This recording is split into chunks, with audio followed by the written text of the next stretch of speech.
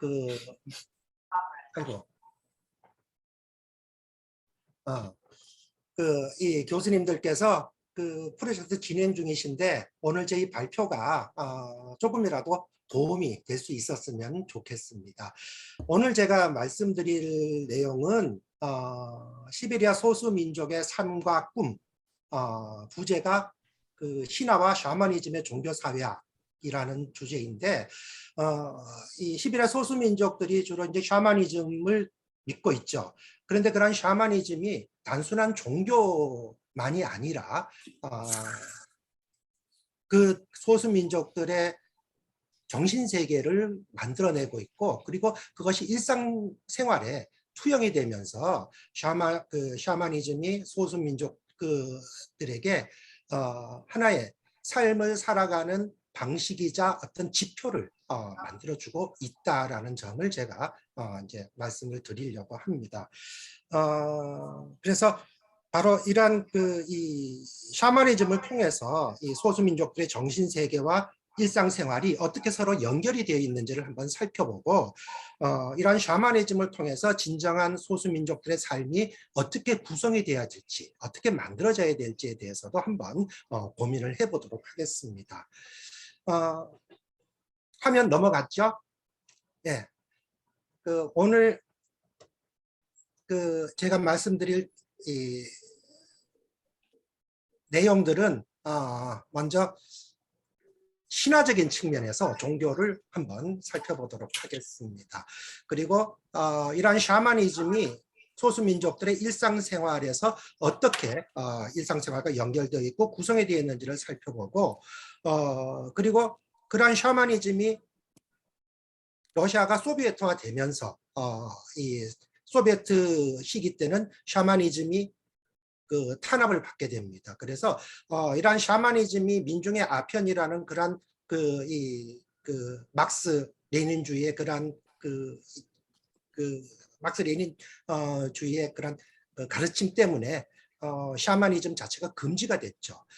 그렇게 샤머니즘이 금지가 되면서 그 소수민족들의 삶도 함께 갈갈이 찢겨져 나갑니다. 그 부분을 한번 살펴보겠습니다. 그러다가 페레스트로이카 이후 이 소비에트 러시아가 민주화가 되고 그리고 이 소련이 해체가 되면서 점차 이 샤머니즘은 이런 소수 민족들의 토착 문화로 다시 부활을 하고 있는데 그러한 것들을 살펴보면서 과연 이런 샤머니즘이 앞으로 소수 민족들에게 어떠한 영향을 미칠 수 있는지에 대해서 마지막으로 살펴보도록 하겠습니다.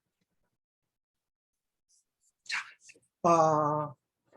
몇 가지 질문을 한번 던져보죠. 우선 우리는 시베리아를 단순히 그 신이 우리 인간에게 내린 축복이다. 그야말로 자원의 보고다. 라고만 얘기를 하고 있는데 정작 그 시베리아에 살고 있는 소수민족들의 삶이 그러한 자원 개발과 관련해서 어떻게 망가지고 있는지 그리고 그들의 삶이 어떻게 갈기갈기 찢겨나가고 있는지에 대해서는 정작 우리가 별로 생각을 하지 않고 있다는 거죠. 그래서 바로 그러한 시베리아 개발이 토착민족의 삶을 진정으로 풍요하게 만드는 것인지에 대해서 한번 이 글을 통해서 이 발표를 통해서 저희가 한번 생각을 해봐야 될 것 같습니다. 그리고 두 번째는 제가 그 반지의 제왕 영화를 참 좋아하는데 SF 영화를 좀 좋아합니다. 그런데 최근에 아주 인기 있는 영화가 있었죠. 반지의 제왕이라는 영화가 있었는데 그 반지의 제왕 1편에서 이런 대사가 나오더라고요. 역사는 전설이 되고 전설은 신화가 되었다. 갑자기 제 머릿속을 휙 하고 지나가는 뭔가가 있었습니다. 바로 우리 인간들의 역사는 어느 민족이든지 다 신화를 가지고 있죠. 어떻게 해서 우리 민족이 만들어졌고 지금까지 이어져 내려오고 있다라는 그러한 신화들을 가지고 있습니다. 우리나라도 우리 한민족도 단군 신화를 가지고 있는 거죠. 바로 그러한 신화는 그냥 사람들의 머릿속에서 만들어진 것이 아니라 언젠가 어느 시기에서인지는 확실히 모르지만 어쨌든 저 먼 옛날에 그런 어떤 현상들이 있었던 거죠. 그게 바로 역사였습니다. 그런데 그것이 시간이 지나가면서 사람들에 의해서 부풀려지고 각색이 되고 하면서 하나의 전설처럼 이어져 내려오게 됐고, 그러한 전설은 결국 하나의 신화로 그렇게 남게 됐다라는 거죠. 바로 샤머니즘, 시베리아 토착 민족에 있어서 샤머니즘은 바로 이러한 그 토착 민족들의 탄생의 신화가 아닌가 하는 그런 생각이 들었습니다. 그래서 바로 이 샤머니즘이 토착 민족의 어제의 전설이었다면은 바로 내일을 토착 민족들의 내일을 풍요하게 만들 수 있는 신화가 될 수 있는지에 대해서 한번 살펴보도록 하겠습니다. 그래서 그러한 것들을 종교사회학적인 측면에서 그러한 샤머니즘의 사회적인 기능과 앞으로 어떻게 될 것인지를 한번 전망해 보도록 하죠. 우선 일반적인 측면에서 종교사회학적인 측면에서 종교의 기능에 대해서 한번 살펴보도록 하겠습니다. 종교는 우리 그 종교를 믿는 사람들에게 탄생의 신화를 제공을 해줍니다. 뭐 기독교에서 천지 창조라든가 뭐 이러한 것들, 어쨌든 이 세상이 만들어진 거죠. 그런 탄생의 신화를 제공해주고 이 세상이 어떻게 구성이 되어 있다라는 우주관을 제공해 줍니다. 그리고 그런 세계관과 가치관, 어떤 것은 해도 되고 어떤 것은 해서는 안 된다라는 그런 가치관을 제공해 주죠. 말하자면은 신의 세계는 거룩한 세계입니다. 반면에 세속적인 세계, 악마의 세계는 더러운 세계죠. 그렇게 선과 악을 구분해서 인간들은 신을 따라가는 그런 선한 일을 해서 신을 따라가야 되고, 반대로 악마의 그런 모습, 악마가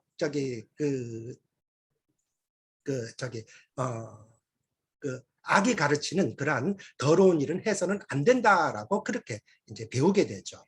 어쨌든 이러한 종교를 통해서 사람들은 개인과 그 사회의 일정한 규범과 일종의 정체감을 만들어주게 됩니다. 그리고 나아가서는 같은 종교를 믿는 사람들은 하나의 동일체감을 가지게 되죠. 그래서 그런 종교를 통해서 하나로 묶여지는 그런 사회 통합의 기반을 제공해 주는 것이 바로 종교입니다. 그래서 그러한 것들은 여러 가지 종교 의례나 또는 여러 가지 사회적인 축제를 통해서 확인을 하게 되고, 그러한 것들에 참여하면서 하나의 동일체 의식을 느끼게 되는 거죠.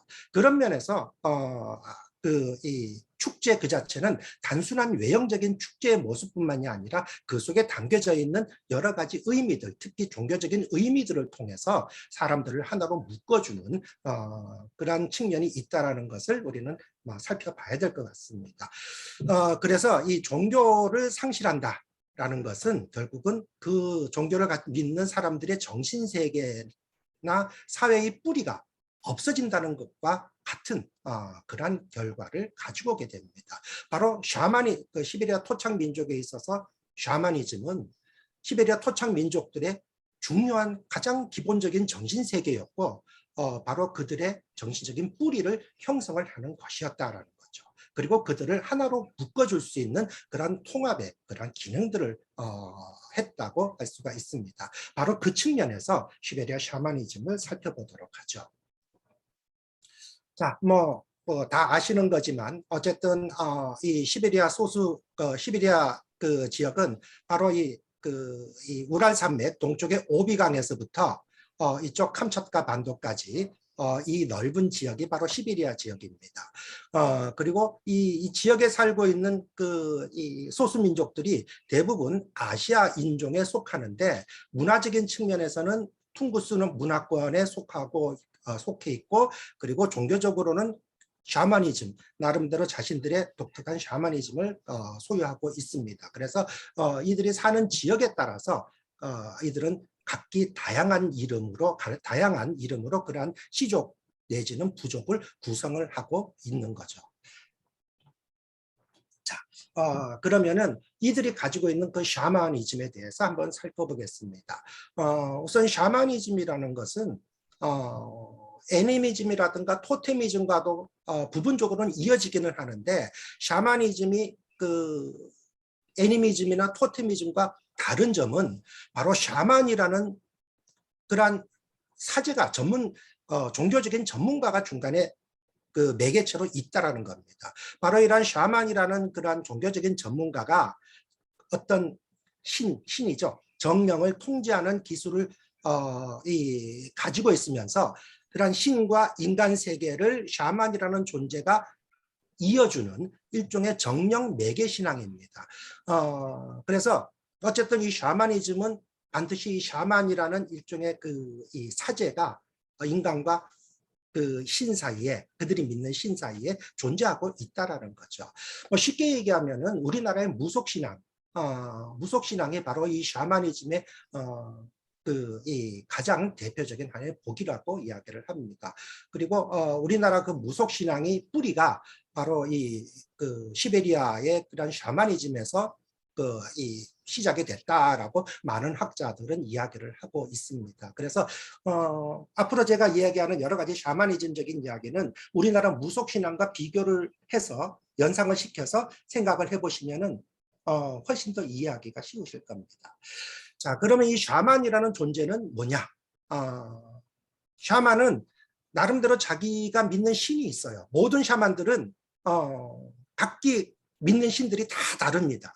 뭐 태양신을 믿기도 하고 곰신을 믿기도 하고 술록을 믿기도 하고 여러 이제 신들을 믿기도 하고 믿는 신들이 다 다른데 어쨌든 그런 정령을 소유하고 있다고 믿어지거나 또는 정령에 의해서 통제되는 그러한 존재입니다. 그래서 바로 인간의 세계와 영적인 세계, 인간의 세계와 신의 세계 사이를 서로 이어주는 존재이죠. 바로 무속신앙에서 무당이 그런 존재입니다. 자, 그래서 바로 이 샤머니즘이 애니미즘이나 토테미즘과 이 다른 점은 바로 신과 인간을 이어주는 매개체로서의 샤만이 있다라는 것. 그것이 바로 샤머니즘의 가장 큰 특징이라고 하겠습니다. 자, 그러면 이 샤만은 어떤 사람인가? 이 샤만은 퉁구스어로 격렬하게 흥분한 사람이라는 의미를 가지고 있다고 합니다. 그러니까 이 샤만은 이제 우리나라 무속신앙에서의 무당은 다른 일반적인 사람과는 다릅니다. 바로 신내림을 받은 사람이에요. 바로 이 대부분 그런 신내림은 이 대를 이어서 이렇게 내려가기도 하고 때로는 갑자기 어떤 사람이 신내림을 갑자기 받기도 합니다. 어쨌든 그러한 그 샤만 집안에서 신령한 힘을 상속을 통해서 받은 그런 신내림을 받은 사람입니다. 그래서 이렇게 신이 내려오면은 일종의 접신 또는 강신무를 하죠. 그래서 그런 신내림 의식을 통해서 공식적인 샤만으로 그렇게 이제 만들어지게 되고 신과 인간의 세계를 그렇게 이어주는 역할을 하게 됩니다. 그런데 그렇게 이제 샤만이 신의 그 역할을 사람들에게 대신 보여주면서 사람들에게 어떤 신적인 힘을 보여줘야 되니까 그것을 그 일반 사람과는 다른 어떤 비범한 모습을 보여줘야 됩니다. 그래서 대부분 그러한 샤만들은 그 자신 스스로를 신과 이렇게 교통을 할 때는 스스로를 흥분 상태로 그렇게 만들어 갑니다. 그래서 바로 정령과 교통을 하는 모습을 보여주죠. 그렇게 해서 어떤 초자연적인 힘을 얻는 그러한 이 모습으로 이제 나타나게 됩니다. 혹시 여러분들이 그 무속신앙 무당한테 혹시 가보신 적이 있는지 모르겠는데 디아나 선생님 혹시 한국에 와서 무당 안 찾아봤어요?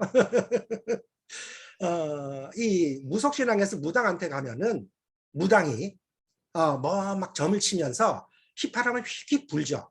그 휘파람을 휙휙 부는 것은 바로 그 휘파람을 통해서 신이 자신의 그 무당 몸속으로 들어갔다 나왔다 하는 것을 그렇게 보여주는 것이라고 합니다.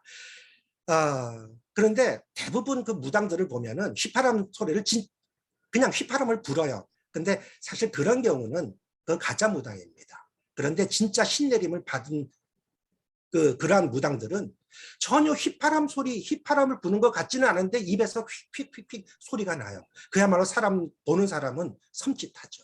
어쨌든 샤만들은 그런 것들을 보여주면서 나는 일반 사람이 아닌 신과 이 소통하는 그러한 비범한 존재다라는 것을 그렇게 보여주고 있는 거죠. 그래서 그런 사람들에게 어떤 두려움을, 신비함과 두려움을 이제 보여주는 것이 샤만인데, 때로는 그러한 비범함을 보여주고 두려움을 보여주기 위해서 그 스스로 흥분의 모라 상태에 돌입을 하기도 하고, 때로는 자신이 이 악기와 싸우면서, 악령과 싸우면서 다쳤다라는 것을 보여주는 그런 저기 그 모습도 보입니다. 그래서 때로는 피를 흘리기도 하죠. 우리나라에서 그 무당이 이 구슬하면서 작두에 올라가서 막 이 칼춤을 추는 거, 뭐 그러한 것들을 통해서 사람들에게 어떤 두려움을 보여주고 신비함을 보여주죠. 그런데 이제 시베리아의 이 샤만들은 바로 그러한 자신이 어떤 그 악령과 싸우면서 피를 흘린다라는 것을 보여주기 위해서 어떤 행동을 하는 행위를 하느냐 하면은 직접 칼로 찔러서 자기의 피를 낼 수는 없죠. 그래서 돼지나 뭐 그러한 그 술록에 그 내장에다가 피를 넣어가지고 뱃속에 넣고 있다가 그 뱃속에 동물을 피를 숨겼다가 결정적인 시기에 그거를 탁 터뜨려가지고 마치 피를 흘리는 것처럼 그렇게 보여주기도 한다라는 거죠. 그렇게 해서 자신은 비범한 능력을 가지고 있다라는 것을 보여주고 사람들에게 두려움을 보여주고 신비함을 느끼게 하고 그렇게 해서 자신의 말들을 따르도록 한다라는 겁니다. 어쨌든 그렇게 해서 샤만은 영적인 세계와 인간의 세계를 이어주는 그러한 존재라고 할 수가 있습니다. 자, 그리고 이러한 샤만들은 이제 자신의 그런 비범한 그 모습, 그리고 신과 교통하는 모습들을 보여주기 위해서 여러 가지 이제 도구를 사용하게 되는데, 뭐 이거는 그냥 뭐 간단하게 넘어가겠습니다. 중요한 얘기는 이 다음 얘기니까. 우선 샤만에게 있어서 가장 중요한 것은 북입니다. 바로 이 북을 침으로써 정령과 교통하는, 지금 나는 정령과 커뮤니케이션을 하고 있다라는 것을 알려주는 그런 도구가 됩니다. 우리나라에서 그런 그 점치는 사람들은 이제 휘파람 분다고 이야기를 했지만 실제로 구슬할 때 가보면은 이 막 방울을 울리고 북을 둥둥둥둥 치죠. 그것은 바로 그 샤만이, 그 무당이 자신이 믿는 신과 서로 의사소통을 하고 있는 중이다라는 것을 알려주는 그러한 그 수단이라고 합니다. 그리고 바로 그러한 그 북을 통해서 그 샤만이 정령에게 가까이 다가갈 수 있는 하나의 수단으로 그렇게 이제 그 북을 사용을 한다라는 거죠. 그랬을 때 그 북은 단순한 북이 아니라 샤만을 정령에게 싣고 가는 말이나 황소나 술록, 뭐 이런 여러 가지 동물일 수도 있습니다. 그리고 북채는 바로 그러한 여러 가지 동물들을 채찍하는 그런 채찍이나 또는 저 바다 건너에 있는 그 정령을 찾아가는데, 정령에게 가는데 바로 이런 북이라는 이 배로 이 형상화된 그런 북을 타고 간다라는 거죠. 그랬을 때 그 배를 타고 가는 배를 이 끌고 가는 그런 노예 의미를 가지기도 한다고 합니다. 그리고 북에는 여러 가지 손잡이나 이 쇠사슬, 이 뾰족한 쇠들이 달려 있는데 그러한 것들은 바로 악령과 싸우기 위한 하나의 무기로 사용이 된다고 합니다. 그리고 샤만의 외투, 여기 이제 외투를 입고 있는데 이런 그 샤만이 입고 있는 외투는 이 옷을 입으면은 새나 사슴이 돼서 하늘나라의 천상에 있는 그러한 정령, 신에게 갈 수 있는 그러한 그 날개의 역할을 한다고 그렇게 이제 믿고 있는 거죠. 그리고 이제 여기에 여러 가지 새로 된 장식물들이 있는데 이건 역시 그 악령들과 싸울 때 그러한 악령들과 싸우기 위한 여러 가지 이 무기로 사용이 되거나 자신을 도와주는 보조 신령의 그러한 이 역할들을 하는 그러한 것들로 치장을 한다고 합니다. 그리고 지팡이, 역시 이 들고 있는 이 지팡이는 바로 이 악기와 악령과 싸울 때 이런 샤만들을 도와주는 보조 신령의 역할을 하는 그러한 이거라고 믿고 있다고 합니다. 어쨌든 이러한 여러 가지 도구들을 사용을 해서 샤만은 신과 자신들이 믿는 신과 그렇게 커뮤니케이션을 하고 그것을 사람들에게 그런 식으로 이제 보여주고 있다라는 거죠. 자, 그러면 일단 샤만은 어떤 기능을 하고 그러한 샤만의 기능들은 어떤 사회적인 의미가 있는지 한번 살펴보겠습니다. 우선 샤만은 사람들이 아프면은 무당한테 가죠. 바로 주술사 또는 치료사로서의 역할을 하게 됩니다. 그래서 이 원인 모를 그런 병이 나면은 바로 이건 악귀가 몸속에 들어왔다.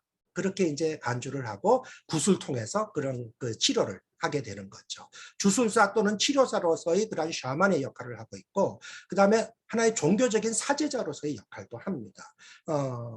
바로 신이 자신들이 믿는 신이 우리 부족을 보호해주고 있으니까 그 신에게 모든 것을 바치고 신에게 기도를 하면은 우리 부족을 돌보아준다라는 일종의 그런 사제로서의 역할도 하죠. 그리고 때로는 예언자로서의 역할도 합니다. 토착민족들이 사냥을 나갈 때 어느 쪽으로 가면은 이 곰이나 술록들이 있을까요? 그렇게 샤만한테 물으면은 동쪽으로 가거라. 뭐 이런 식으로 대답을 한다라는 거죠. 마치 우리나라에서 대학 들어갈 때 어느 대학으로 가면 우리 애가 합격이 되겠습니까?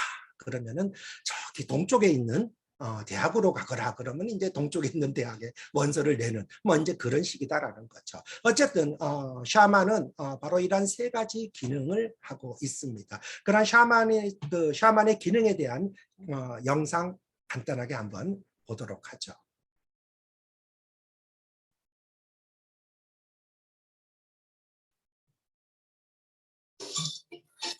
과거 샤먼 의식은 규모가 아주 컸습니다.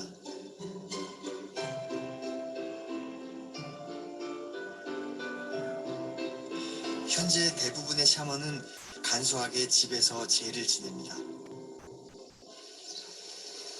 브라트족에게 샤먼은 도대체 어떤 역할을 하는지 문득 궁금해졌습니다. 도대체 사람들이 샤먼을 찾는 이유가 뭘까요?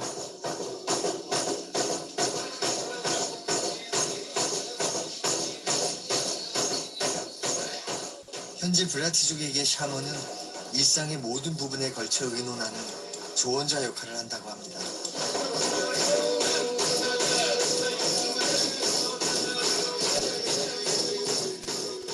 새로 산 자동차를 타기 전에도 새 집으로 이사를 갈 때도 샤먼과 모든 걸 의논하는 사람들.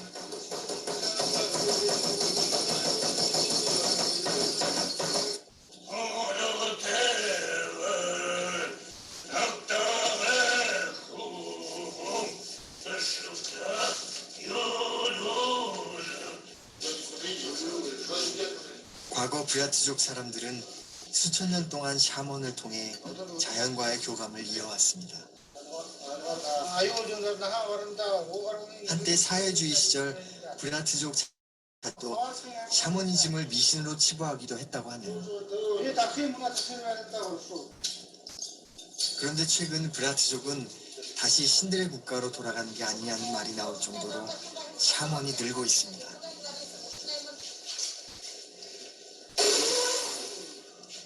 최근 들어 바이칼 주변에 사는 러시아 사람들도 샤먼을 찾고 있습니다.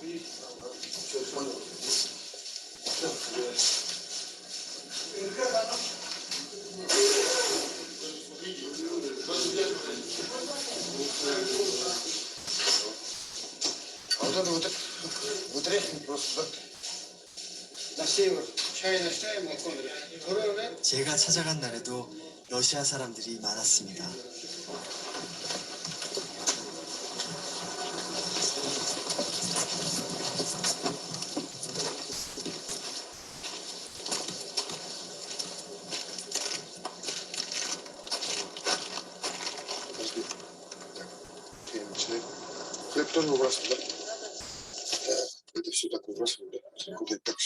과연 그들은 샤먼의 행동을 이해하는 걸까요? Даже это необъяснимо, это надо просто почувствовать. Внутренние ощущения. Ну, вообще какие-то легкие такие ощущения.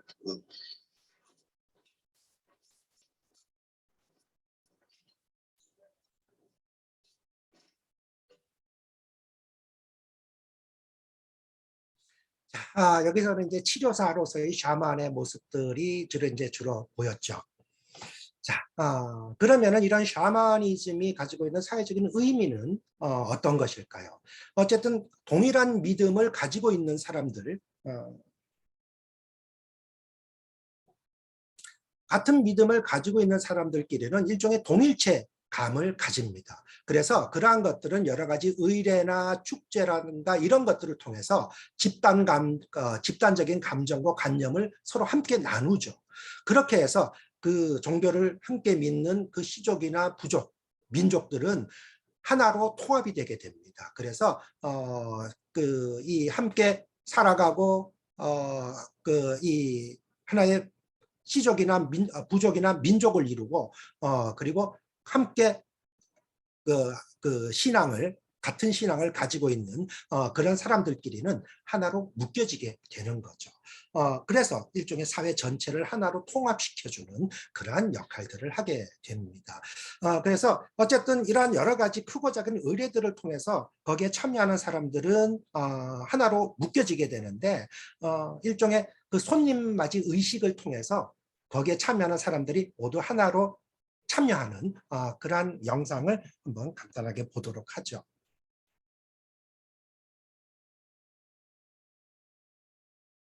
짧은 영상입니다.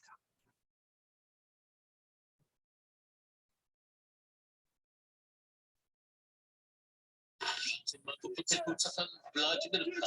이 마을에는 80여 명의 니기달족이 있다. 이분들은 러시아 분들이 아니에요. 반갑습니다. 그렇죠.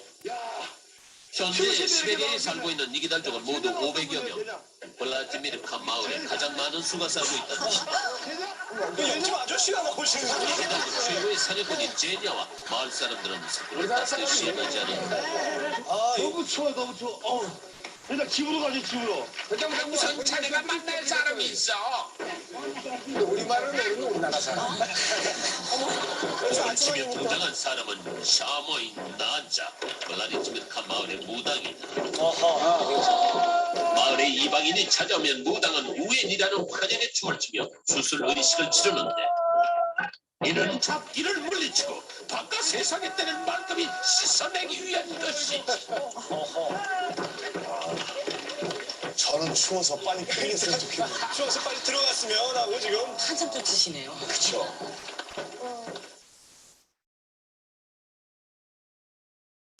자, 그래서 외부인에 대해서는 외부인이 오면은 이렇게 일종의 이 의례를 치르는 거죠. 샤만이 이제 일종의 이 종교적인 의례를 치르고 난 다음에 그 하나의 구성원으로 받아들이게 된다라는 거죠. 자, 그렇게 해서 이 새로운 외부인은 그 사회의 한 구성원으로 통합이 되게 됩니다.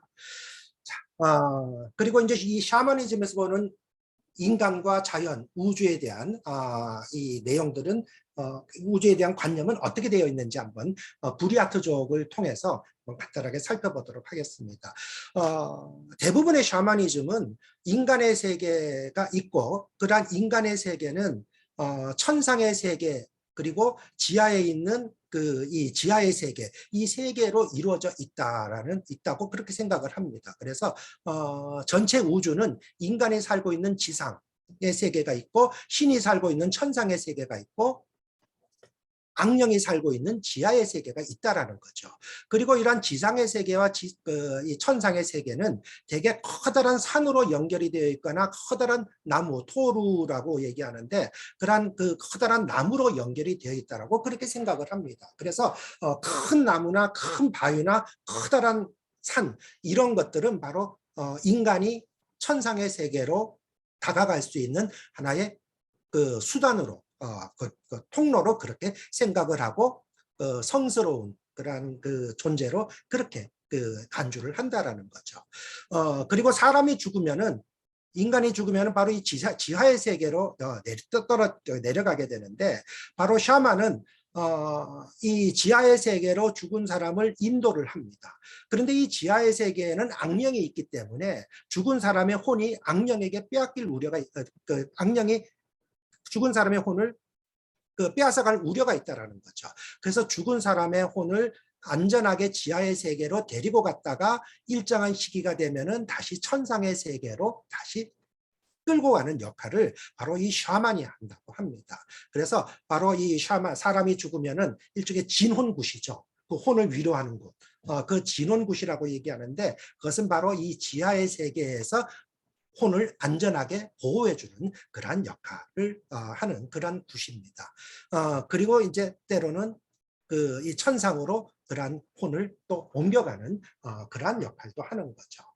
자, 그렇게 천상의 세계, 지상의 세계, 지하의 세계, 세 개의 그러한 세계로 이루어져 있다고 그렇게 믿고 있고, 아이고 이거는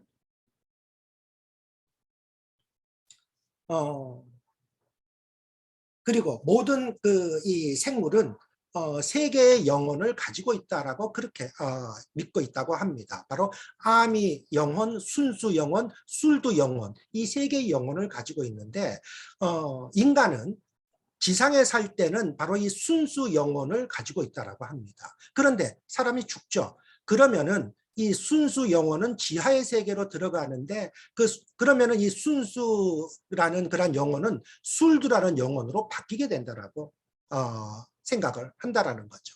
그러다가 일정한 시간이 지나면은 이 지하에 있던 영혼은 다시 천상의 세계로 올라가게 되는데 그렇게 되면은 그 천상의 세계에서는 인간의 영혼은 아미 영혼으로 바뀐다라는 거죠. 그러다가 일정한 시간이 지나면은 이 천상에 있던 아미 영혼은 다시 지상으로 환생을 하게 됩니다. 새로운 사람으로 탄생을 하게 되는 거죠. 그러면은 그 사람의 영혼은 다시 순수라는 영혼으로 바뀌게 된다고 합니다. 어쨌든 그렇게 해서 이 모든 생물은 이러한 아미와 순수와 술두 영혼을 가지고 있으면서 천상과 지상과 지하 세계를 순환하면서 계속해서 환생을 한다라고 그렇게 믿고 있다라고 이야기를 합니다. 그럼 부리아트족이 그런 그 이 영혼에 대한 세계관 한번 영상을 통해서 한번 들어보도록 하죠.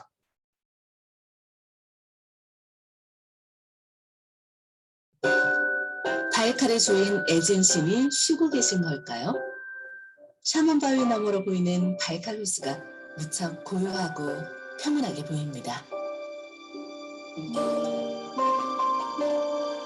샤먼 바위로 가는 길목에는 쓰리게라고 하는 샤먼 기둥이 엄숙하게 세워져 있습니다.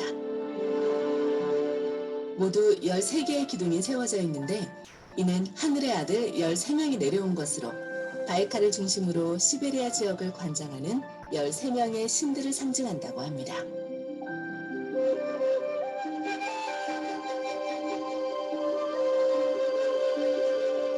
현란한 오색천으로 휘감겨 있는 말뚝이로 호물파 세 부분으로 나누어 놓았는데 이는 천상계와 지상계 그리고 지하계를 통틀어 3개의 우주를 상징한다고 합니다.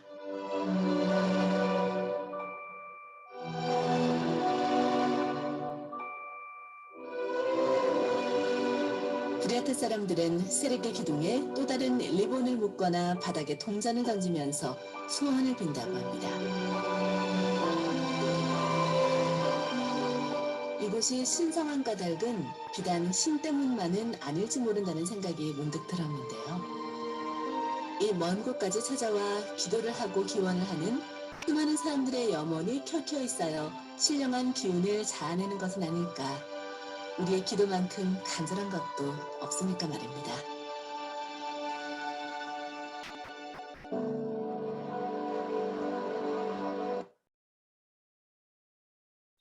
자, 그리고 그 이 시베리아 토착 민족들이 가지고 있는 그 자연관도 한번 살펴보도록 하죠. 이게 어떻게 보면은 가장 중요한 부분인데, 시베리아 토착 민족들은 바로 인간과 자연은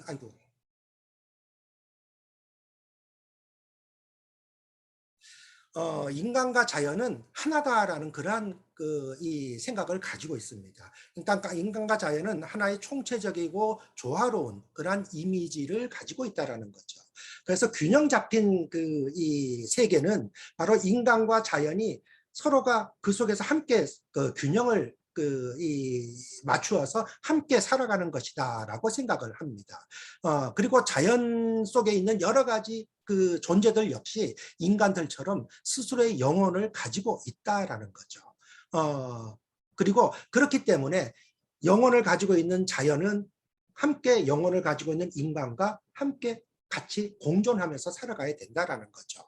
그런데 소수 토착민족들은 먹고 살기 위해서는 사냥을 해야 되죠.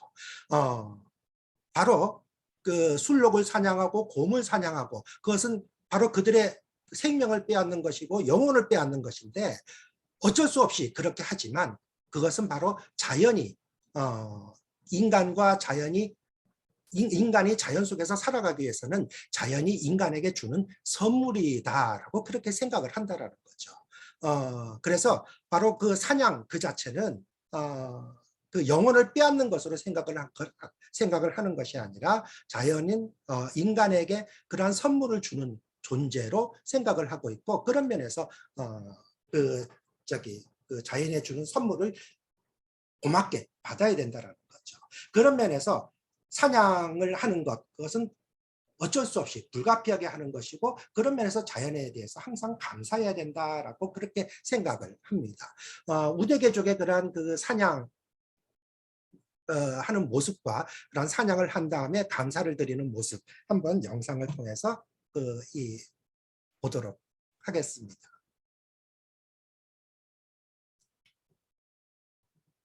일어난다.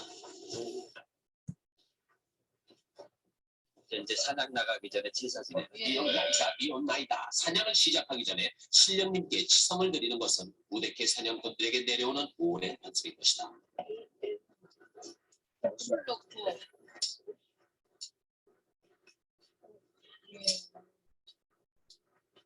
신령님께서 눈이나 좀 멈춰 주셨으면 좋으련다. 사냥이 익숙지 못한 김성찬, 눈이 오는 게 부담스러운 눈치.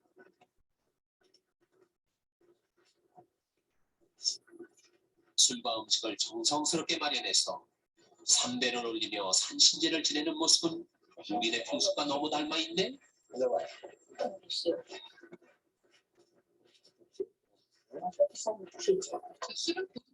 예, 어떡해요?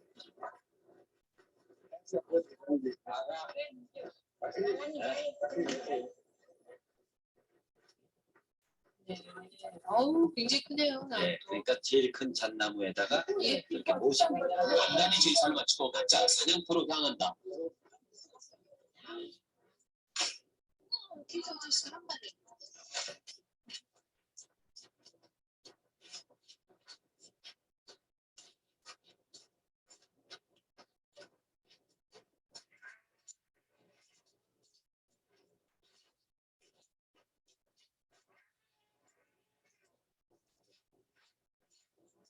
산양은 이제 그라디온의 가족을 위해 유용한 겨울 식량이 될 것이다.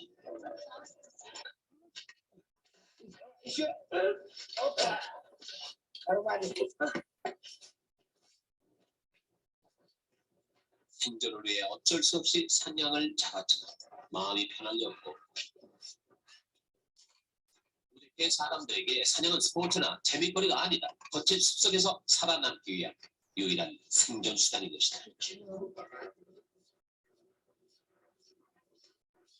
이곳에서는 사냥에 성공하고 무사히 돌아오는 두 사람을 위해 특별히 자리를 마련했다. 마을의 부녀자들이 모두 모여 잔치를 열어준 것이다.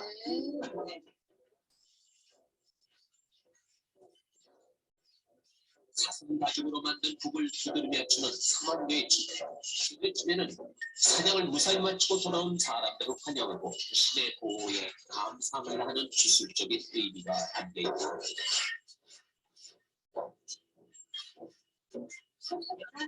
네.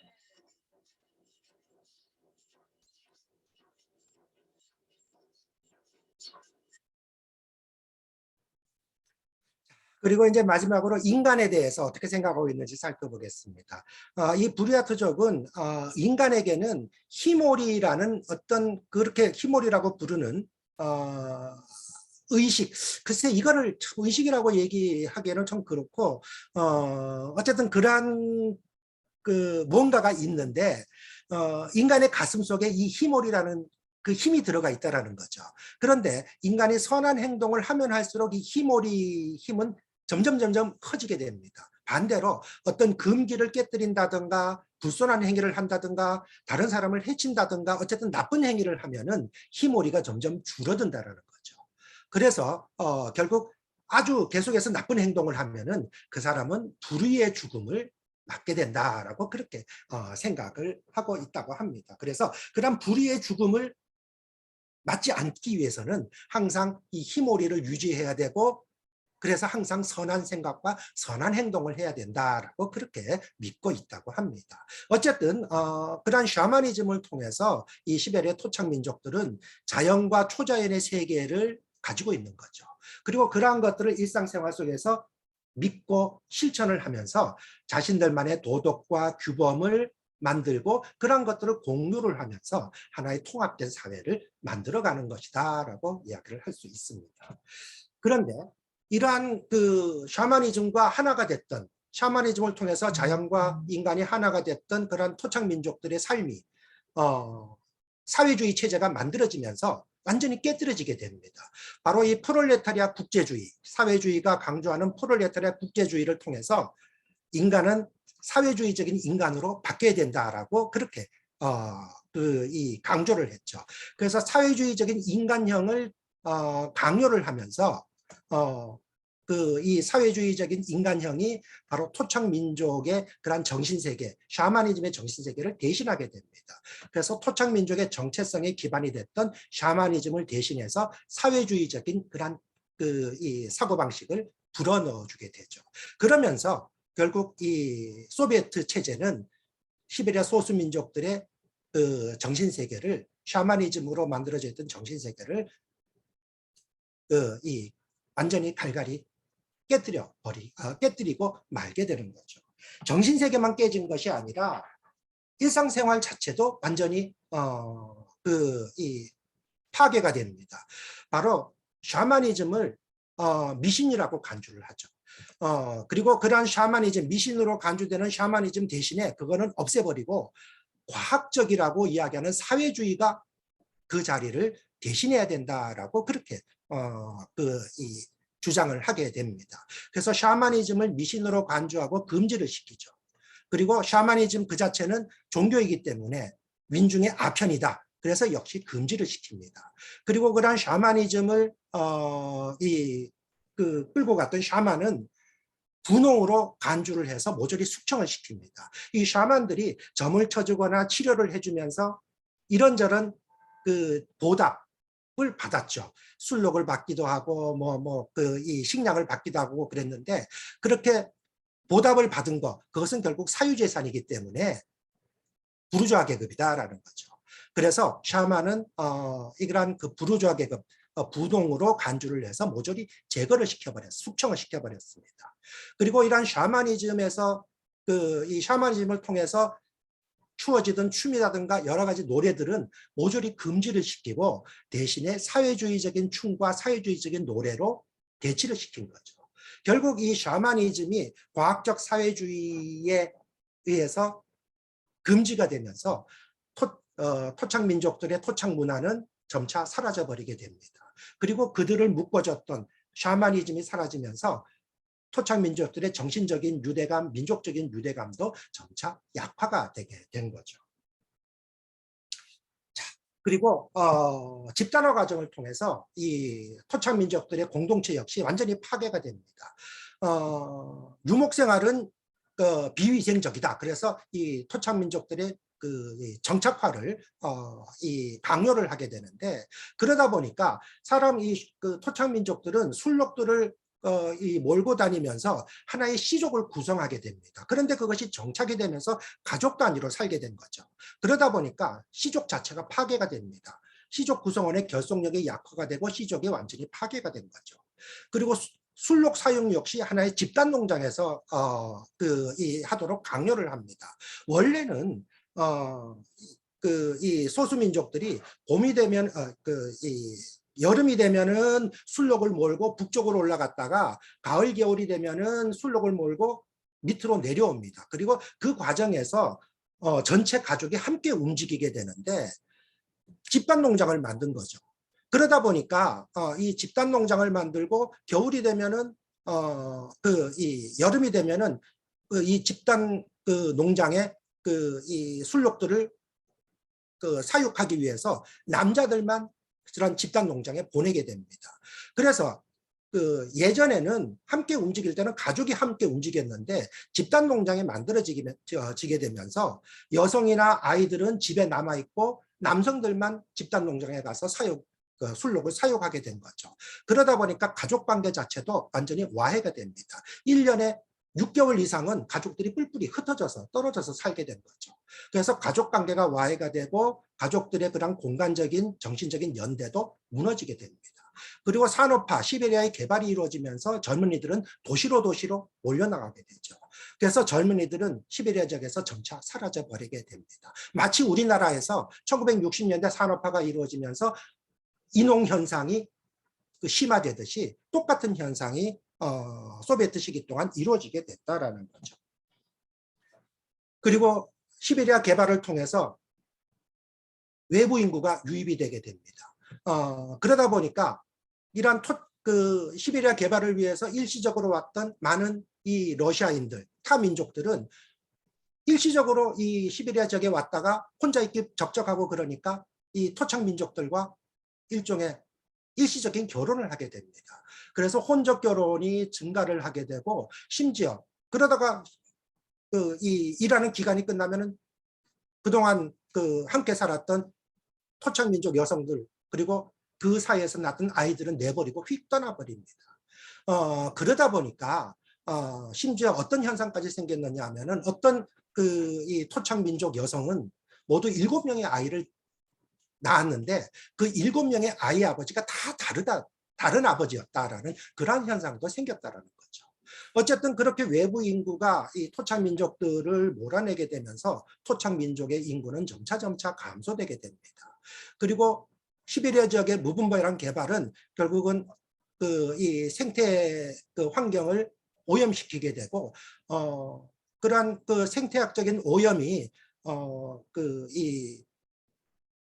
초지를 오염시키고 강을 오염시키면서 그러한 강에서 생선을 잡거나 또는 술록을 사육하던 그러한 것들을 통해서 살아가던 토착 민족들의 생존 자체를 위협하게 됐다라는 거죠. 그리고 무엇보다도 러시아어를 강제로 사용하게 함으로써 토착 언어가 사라지게 됩니다. 그렇게 언어가 사라지면서 토착 민족들의 민족 문화도 점차 해체되게 됐다라는 거죠. 결과적으로 소비에트 시기 동안 막스 레닌주의라는 공식 이데올로기가 이 소수 민족들에게 강요가 되면서 과학의 이름 아래, 과학적 사회주의라는 그러한 이름 아래 모든 전통적인 것들은 파괴가 되어버립니다. 그리고 그러한 이 소수 민족들을 위해서는 러시아라는 그러한 대국이 그러한 이 일종의 온정주의적인 그러한 감정으로 소수 민족들을 돌봐줘야 되지 않느냐라는 그러한 생각을 강요를 했다라는 거죠. 그래서 그런 러시아의 대국주의와 온정주의가 결국은 소수 민족들의 전통적인 생활과 전통적인 정신을 완전히 파괴시켜버리고 말았다라는 거죠. 바로 그런 전통이 결국은 이 소수 민족들의 전통이 현재로 오면서 완전히 상실이 돼버렸는데 거기에 대한 소수 민족의 이야기 한번 들어보도록 하겠습니다.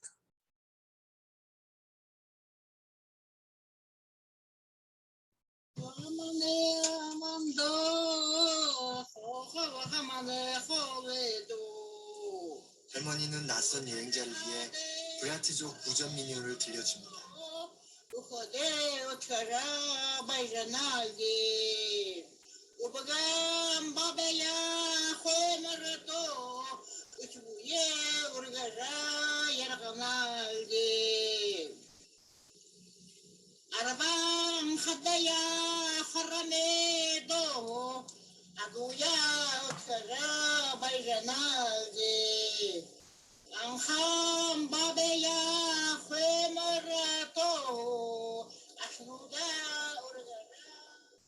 Что наши дети, внуки, правнуки свои бурятские традиции не забыли. мы совсем забыли, даже наши дети, внуки по-бурятски не умеют, не разговаривают. Даже стыдно даже. Это бурятский язык, очень красивый, очень хороший язык. 아이고 할머니, 네, 감사합니다.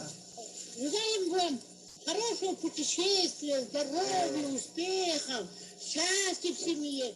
Всего хорошего, всего хорошего. 그래요, 건강하시고. 예, 예. 하지만 아쉽게도 부랴트족은 러시아의 문화에 흡수돼 그들만의 전통을 잃어가고 있습니다. 감사합니다. 갈게요. 바이바이. 네. 스파시바. 네, 갈게요. 어쩌면 이들에게 샤머니즘은 부랴트족의 전통과 역사를 증언해 줄 수 있는 마지막 남은 문화의 일부분일지도 모른다는 생각이 듭니다.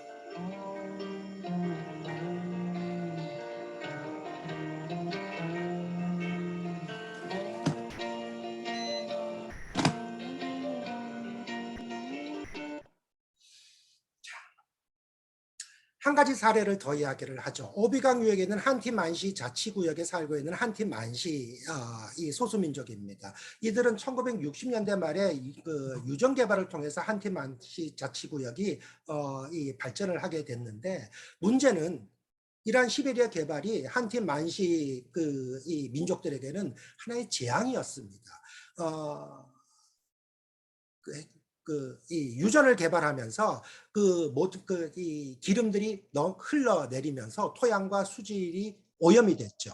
그리고 그러한 유전 개발을 위해서 거기에 살고 있던 그 한티족과 만시족들을 강제로 이주를 시킵니다. 그런데 이들은 조상 대대로 살아온 지역에서 떠나고 싶어 하지 않죠. 그런 경우에는 그야말로 이런저런 강제와 협박을 통해서 강제로 이주를 시키기도 했다라는 거죠. 강제로 쫓겨나게 된 겁니다.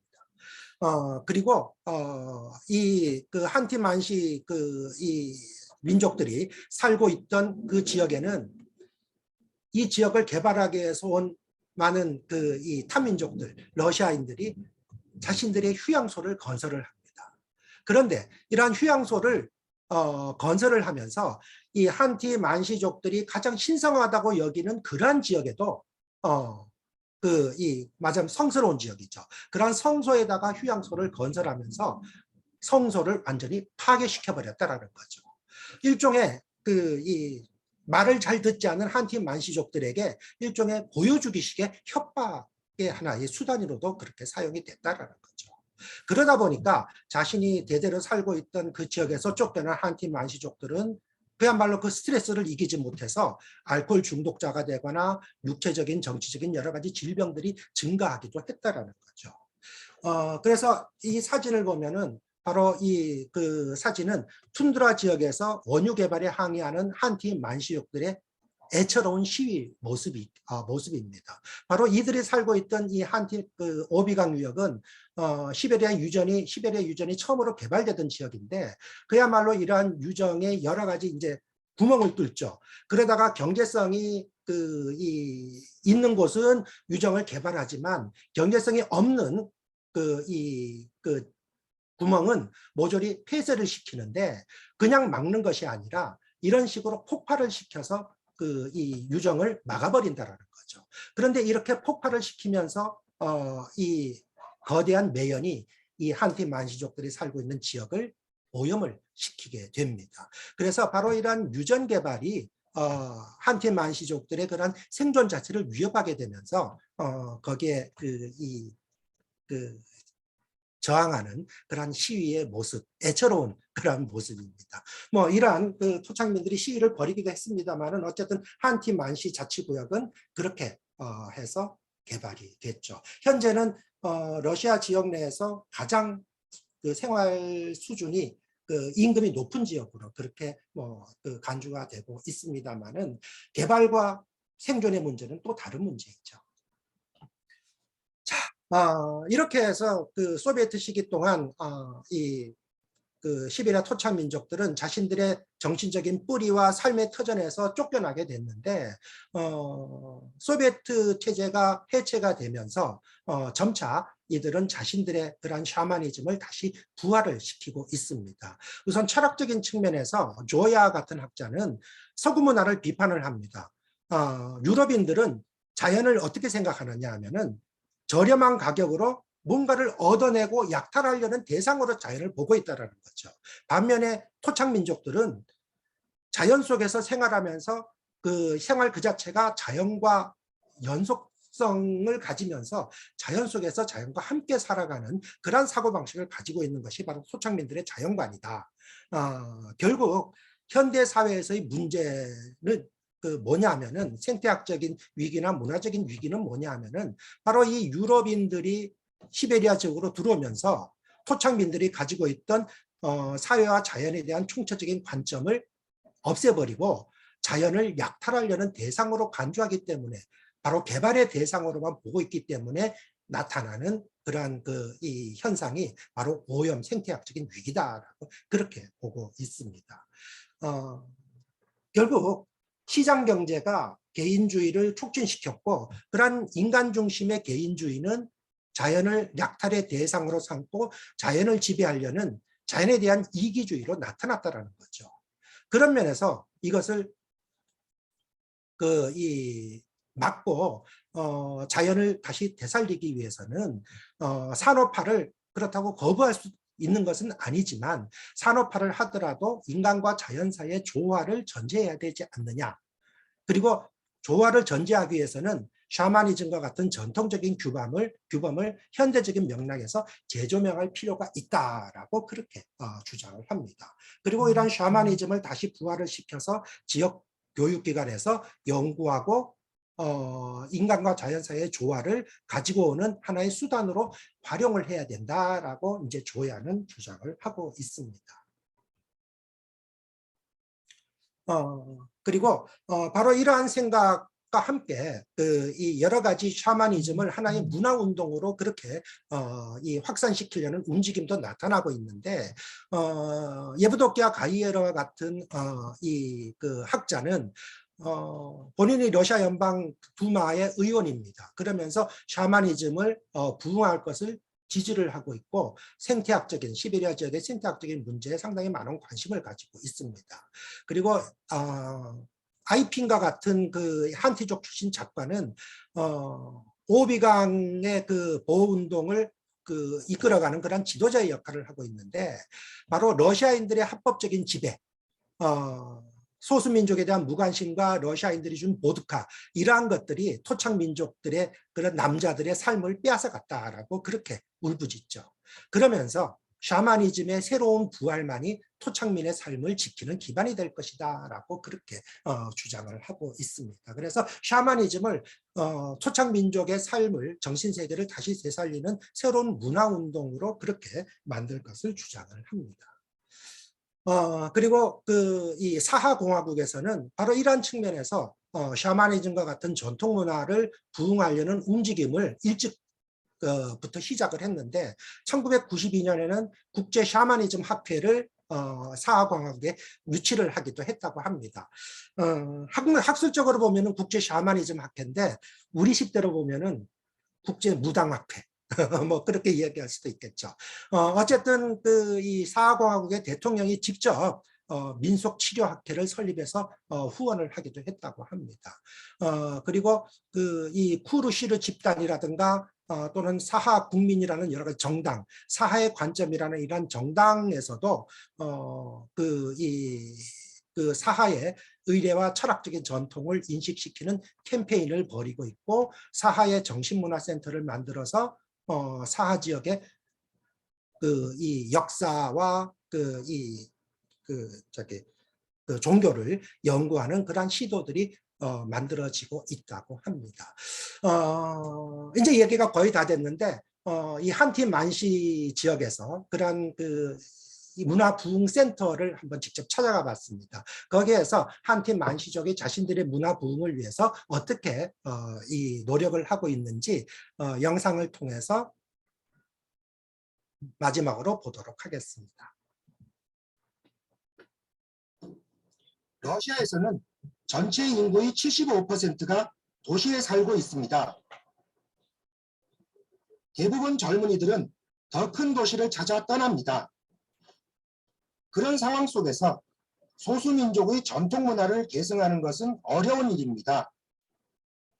한티족과 만시족의 전통 문화 보존을 위해 노력하고 있는 민족센터를 찾았습니다. 스탈린 시절 소수민족의 문화를 인정하지 않아 전통을 잃기도 했습니다. 하지만 소비에트 체제가 무너지면서 다시 민족 문화를 부흥시키려는 노력이 곳곳에서 일어나고 있습니다.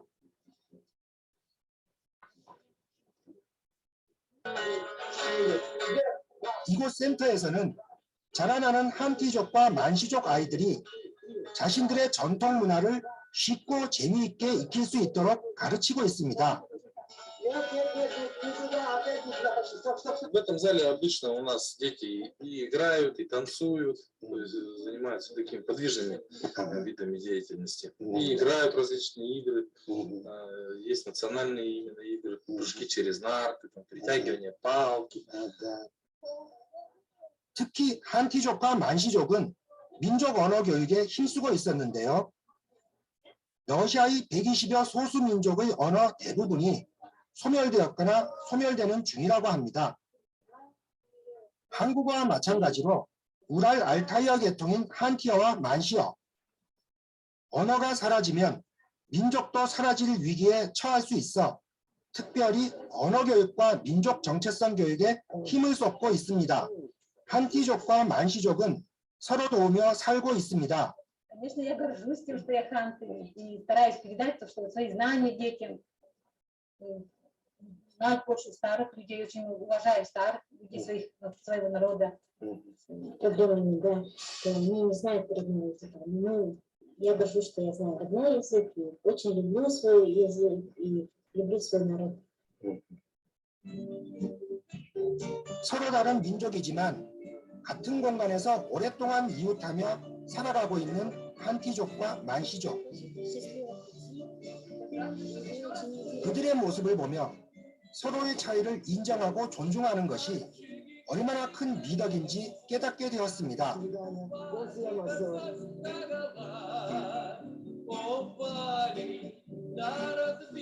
러시아에는 무려 150여 민족이 함께 살아가고 있습니다. 서로 다른 언어와 전통, 문화를 가지고 있는 민족들. 하지만 그들의 다양하고 독자적인 역사와 문화가 러시아를 더욱 러시아답게 만드는 힘이 아닐까 생각해 봅니다.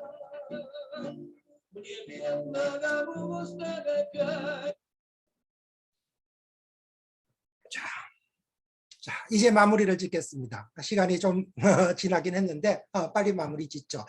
자, 우리는 시베리아면 시베리아 개발만을 이야기를 하는데 과연 그 시베리아 개발이 토착민족의 삶을 진정으로 풍요하게 하는 것인가에 대한 질문 우리가 한번 생각을 해봐야 될 것 같습니다. 시베리아는 단순한 개발의 대상이 아니다라는 거죠. 바로 인간과 자연이 공유하는 그러한 대지임을 우리는 인식해야 될 것 같습니다. 그런 점에서 시베리아에 살고 있던 토착민들, 시베리아의 토착 소수민족들은 바로 이 소비에트 체제가 해체되고 난 다음에 나름대로 정치적인 자율성, 경제적인 자율성을 얻어내고는 있습니다만은 그것과 함께 자신들의 문화적인 전통의 중요성을 인식을 해야 되고 인식을 하고 있다라는 겁니다. 그리고 바로 샤머니즘의 부활을 통해서 이들 소수민족들은 자신들의 신화를 되찾고 전설을 되찾고 자신들의 역사를 되찾아 나가고 있다라는 거죠.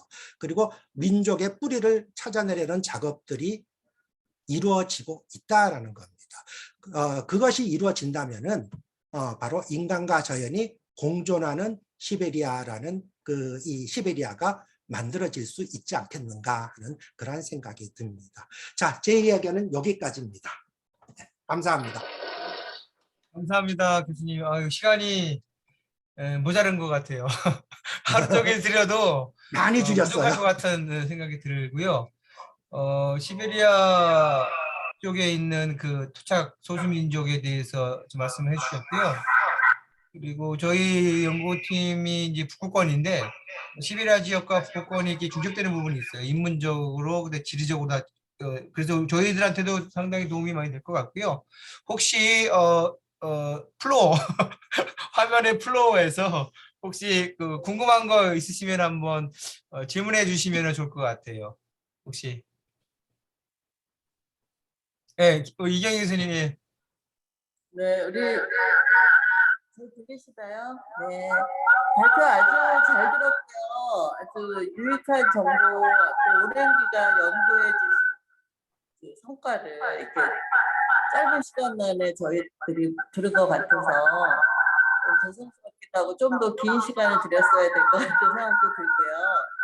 선생님한테 하나 여쭤보고 싶은 거는 그 선생님이 샤먼을 통해서 전통문화 복원하고 그런 움직임도 지금 보이고 있고 이제 그쪽에 그 샤머니즘이 그 소수민족의 전통문화 보존과 계승에 굉장한 역할을 한다고 하셨는데 제가 궁금한 거는 그 소수민족의 구비문학이나 이런 것을 통해 봤을 때 샤먼의 그 좋은 기능을 표현하는 것도 굉장히 많았는데 가끔 그 샤먼의 어떤 나쁜 모습 이런 거를 표현한 것도 좀 볼 수 있었어요. 그랬을 때 이 샤먼은 그 소수민족의 어떤 영혼 속에 어떤 위성으로 자리를 잡길래 이렇게 좋은 모습과 나쁜 모습이 공존하는지 그거를 한번 좀 선생님 어떻게 생각하시는지 좀 듣고 싶습니다. 예. 한 가지. 예. 사실 저도 그 이 시베리아 샤먼을 한번 집중적으로 연구를 해보고 싶었습니다. 그런데 그 기회가 사실은 저한테 많이 와닿지는 않았고, 그래서 제 연구도 사실 그 깊이의 한계는 분명히 있어요. 근데 그 소비에트 시절에 그런 샤먼들의 이 나쁜 점들을 샤머니즘은 종교 자체가 물론 숨기는적인 측면이 있는가 하면은 그 개별적인 어떤 그 사례들을 보면은 역기능적인 부정적인 측면도 분명히 있기는 했을 거예요. 그리고 소비에트 체제는 바로 그런 역기능적인 측면을 더 부각시키고 강조를 했다라는 거죠. 그 부분들은 뭐 좀 더 자세하게 살펴봐야 될 것 같아요. 그런데 저는 그 순기능과 역기능 그 가운데서도 민족 문화라는 그런 전통의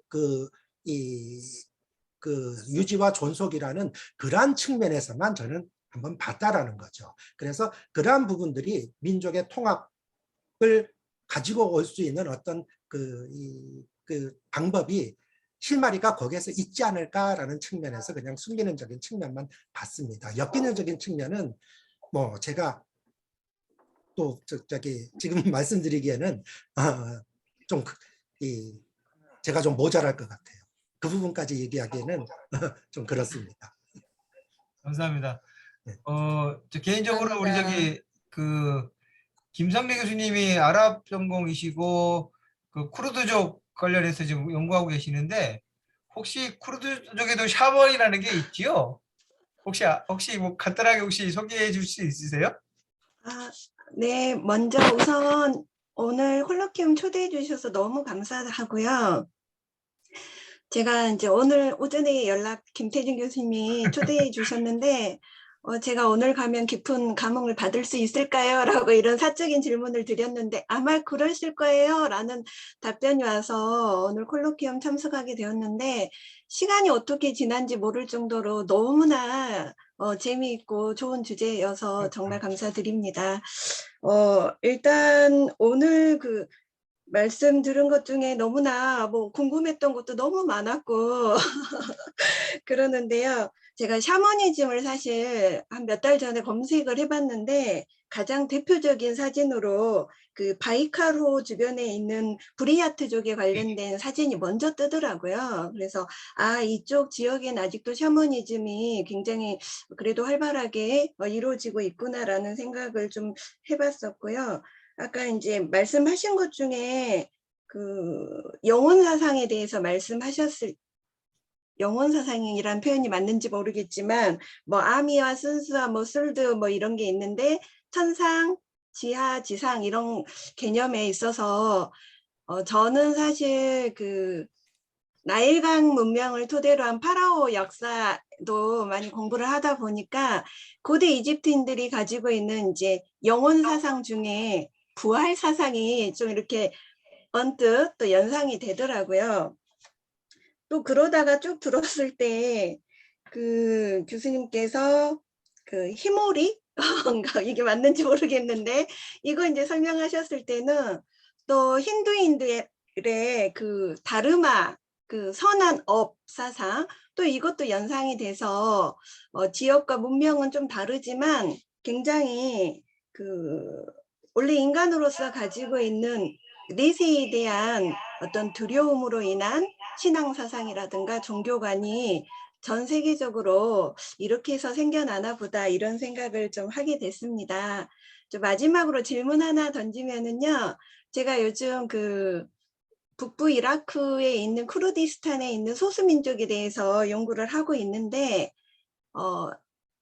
시베리아 그 러시아하고는 좀 상황이 다른 것 같아요. 왜냐하면 이라크 같은 경우에는 유일신 종교를 믿는 이슬람 지역이기 때문에 굉장히 종교적으로 법적으로 다신을 숭배하는 것 자체가 어렵거든요. 근데 제가 궁금한 것 중에 하나는 국가적으로 이라크에서는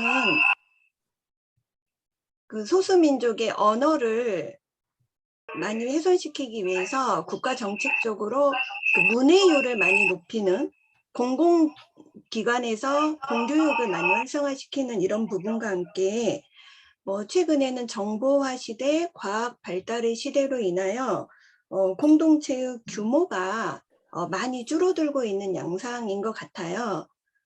질문 드리고 싶은 내용은 뭐냐면 그렇다면 해외로 이주한 젊은 친구들이나 아니면 해외로 이주했던 그 전통을 고수했던 이런 소수 민족들이 해외의 생활 중에서도 이 전통 등을 많이 중요시 여기고 유지하려고 노력을 하고 있는지 그 인식적인 부분에 있어서 좀 많이 궁금하더라고요.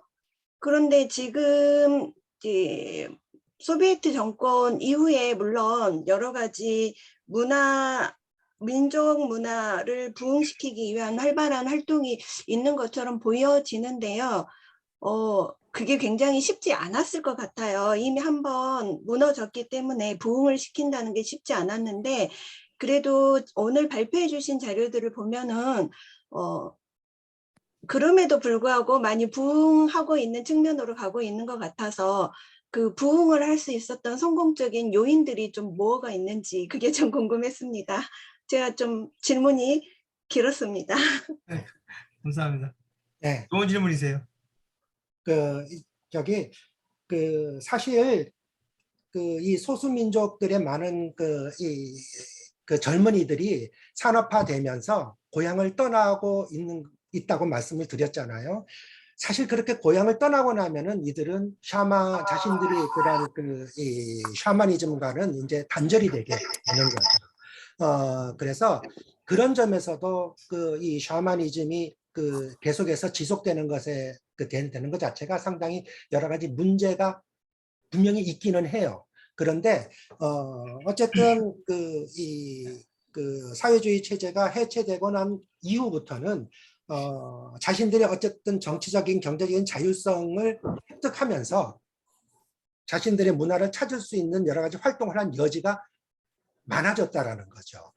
그리고 그런 것들을 인식하게 되면서 아까 제가 이제 여러 가지 공식적인 차원에서 또는 국가적인 차원에서 여러 가지 센터도 만들고 활동들을 하고 있다라는 이제 말씀을 드렸는데 어쨌든 그런 부분들은 상당히 공식적으로 그렇게 확대가 되고 있는 걸로 저는 보여집니다. 물론 제가 이제 이 바이칼 지역에 이르쿠츠크 지역에 갔을 때 샤만을 찾아보려고 상당히 애를 썼어요. 그런데 쉽지는 않았거든요. 그 이유가 소비에트 시절에 그런 샤만들을 모조리 숙청을 시켰기 때문에 이 남아있는 사람들이 거의 없다고 그런 얘기를 들었습니다. 그런데 어쨌든 그럼에도 불구하고 지금까지 이 많지는 않지만 그 자신들의 그 샤만들 그리고 그 전통들이 지속되고 있고 계속해서 확산되고 있는 추세인 것만은 분명한 것 같아요. 그래서 앞으로 좀 더 지켜봐야 될 것 같습니다. 네, 감사합니다, 교수님. 한 가지 부연 설명을 좀 해드리면요. 아까 우리 김선래 교수님께서 디아스포라 얘기하셨는데, 만약에 그 토착 소수민족들의 그 인구 수가 많지가 않지요, 사실. 그래서 뭐 소수민족의 어떤 그 정의를 받더라도 러시아 소수민족 같은 경우는 5만 이하의 민족들을 소수민족이라고 그러는데, 그분들이 만약에 젊은 친구들이 해외로 이주해서 그 소수민족의 전통 뭐 문화 이거를 지킬 수가 있냐 없냐 여부에 대해서 질문하셨는데, 사실상 대규모의 어떤 민족이 디아스포라를 해서 그 지역에 살고 있다면은 어느 정도 유지는 가능할 것 같아요. 예를 들어서 우리 LA에 있는 우리 한인들, 교포들 그죠? 그 설날이나 수석대 어떤 의뢰 같은 거 하잖아요, 그죠? 그런 경우는 가능할 수 있는데 정말 극소수의 소수민족이 젊은이들이 해외로 나가서 거기서 사실상 그 문화를 지킬 수 있을까? 그거는 저는 상당히 좀 이렇게 부정적으로 볼 수 있을 것 같아요. 힘들 것 같아요. 예. 사실 뭐 그 현지의 토착 민족들 현지에서도조차도 젊은이들이 그 민족의 어떤 그 자기 민족의 어떤 문화에 대해서 깊이 하는 경향이 있는데 사실상 그 쉽지는 않을 것 같고요. 몇십만 명이 만약 거주한다 그러면은 어느 정도의 그 문화는 유지될 수 있는 가능성이 있을 것 같아요. 그럼에도 불구하고 쉽지는 않을 것 같고요. 저는 이제 사실 뭐 이 쿠르드족 연구하시길래 그 쿠르드족에도 혹시 샤먼 의식 같은 게 있나라는 궁금이 있었거든요. 어때요? 쿠르드족은? 사실 이제 약간 좀 이해하시기 힘든 부분이 아랍 국가는 일단 종교 국가이기 때문에 기본적인 종교가 이슬람 국가이고요.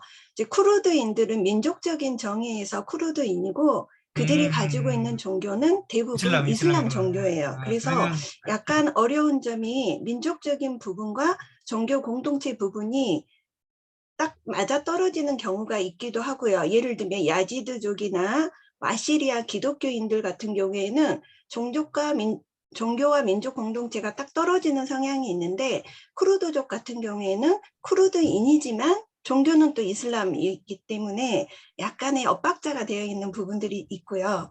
전반적으로 이제 제가 이라크 전공이긴 하나 이라크의 국민들의 신도 수는 97%가 무슬림이에요. 그래서 이제 민족과 종교가 좀 혼합되어 있는 그런 매개체가 바로 이제 이라크라는 국가의 상황입니다. 네, 고맙습니다. 전혀 러시아 소수민족과 이라크 소수민족과의 이 관련성은 없지만은 나름대로 또 같은 소수민족이라는 그 주제로 공통점이 있어갖고 묘한 감정이 드네. 오늘 우리 발표해주신 김우진 교수님 감사드리고요. 예, 더 이상 뭐 질문 없으면 여기까지 마무리하고요. 다음 기회에 또 모실 수 있으면 모셔보도록 하고요. 저희 팀 혹시 이거 끝나고 회의한다고 그랬는데 시간이 조금 촉박함이 있어갖고요. 제가 다음에 회의 요청을 좀 드릴게요. 점심 맛있게 드시고요. 오늘 참여해주신 우리 김명은 학생 감사드려요. 예, 다음에 또 기회 되면 또 들어오셔갖고 좋은 공부가 됐으면 좋겠네요. 감사합니다. 오늘 여기까지 참여해주신 모든 분들 감사드리고요. 다음 기회에 또 볼 수 있도록 하겠습니다. 감사합니다. 네. 수고하셨습니다. 네. 감사합니다. 감사합니다. 네. 감사합니다.